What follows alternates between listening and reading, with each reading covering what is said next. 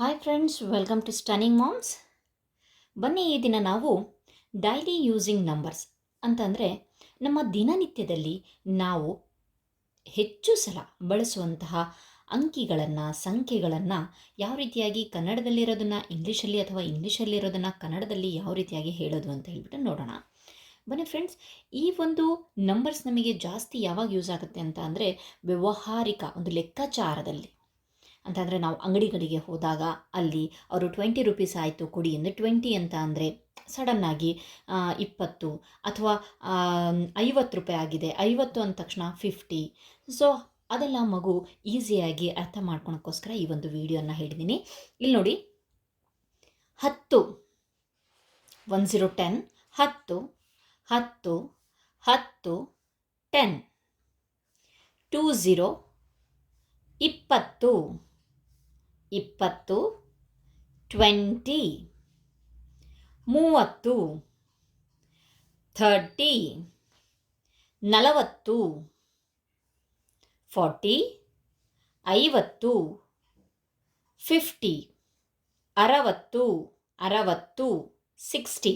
ಈ ನಂಬರ್ಸ್ಗಳನ್ನು ಕನ್ನಡದಲ್ಲಿ ಯಾವ ರೀತಿಯಾಗಿ ಬರೆಯೋದು ಮತ್ತು ಇಂಗ್ಲೀಷಲ್ಲಿ ಯಾವ ರೀತಿಯಾಗಿ ಬರೀಬಹುದು ಅನ್ನೋದು ಸಹ ಇದರೊಳಗಡೆ ಹೆಲ್ಪ್ಫುಲ್ ಆಗುತ್ತೆ.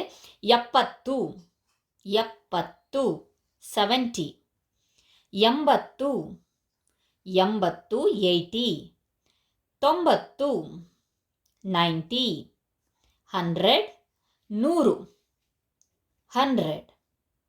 ಇದು ಕಾಮನ್ಲಿ ಯೂಸ್ 100 ಅಂತೀವಿ. 100 ಅಂತ ಅಂದರೆ ಕೆಲವರು 100 ಅಂತಲೂ ಯೂಸ್ ಮಾಡ್ತೀವಿ, ಯಾಕಂದರೆ ಇಲ್ಲಿ ಒಂದು ಇದೆಯಲ್ಲ, ಹಾಗಾಗಿಬಿಟ್ಟು 100. ಇದನ್ನು ಯಾಕಪ್ಪ ಯೂಸ್ ಮಾಡ್ತೀವಿ ಅಂತಂದರೆ ಇಲ್ಲಿ ನೋಡಿ, ನೆಕ್ಸ್ಟು 200.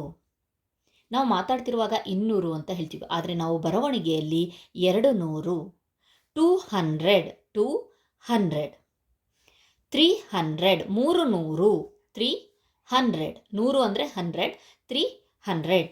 400 400.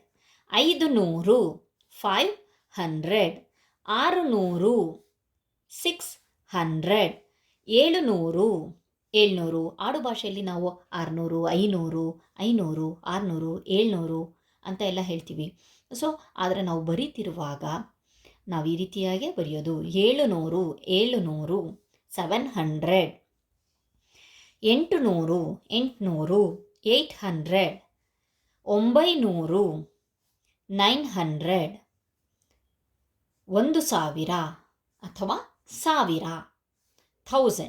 1000 ಯಾಕಂದರೆ ಒಂದು ಇರುತ್ತೆ, 1000 ಅದನ್ನೇ ಕಂಟಿನ್ಯೂ ಫಾರ್ಮಲ್ಲಿ ನಾವು ಬರಿತಾ ಇದ್ದರೆ 2000 ಅಂತ ಬರಿತೀವಿ. ಸೊ ಆವಾಗ 2000 ಅಂತ ಹೇಳಿದ್ರೆ ನಾವು 2000 ಅಂತ ಹೇಳ್ತೀವಲ್ಲ, ಸೊ ಅದಕ್ಕೆ ಇಲ್ಲಿ 1000 2000 ಇದೇ ರೀತಿ ಕಂಟಿನ್ಯೂ ಆಗುತ್ತೆ. 3000 4000. 1000 ಅನ್ನೋದಿಲ್ಲಿದೆ, ಸಾವಿರ. ಸೊ 4000. ಅದೇ ಇಂಗ್ಲೀಷಲ್ಲಿ ಹೇಳಬೇಕು ಅಂತಂದರೆ 4000 1000 2000 3000 4000. ಅದೇ ರೀತಿ ಕಂಟಿನ್ಯೂ ಆಗ್ತಾ ಹೋಗುತ್ತೆ. ಫ್ರೆಂಡ್ಸ್, ಇಲ್ಲಿಯವರೆಗೆ ನೀವು ನಮ್ಮ ಚಾನಲನ್ನು ಸಬ್ಸ್ಕ್ರೈಬ್ ಮಾಡಿಲ್ಲ ಅಂತ ಅಂದರೆ ಪ್ಲೀಸ್ ಸಬ್ಸ್ಕ್ರೈಬ್ ಮಾಡಿ, ಲೈಕ್ ಮಾಡಿ, ಕಮೆಂಟ್ ಮಾಡಿ. Thank you friends.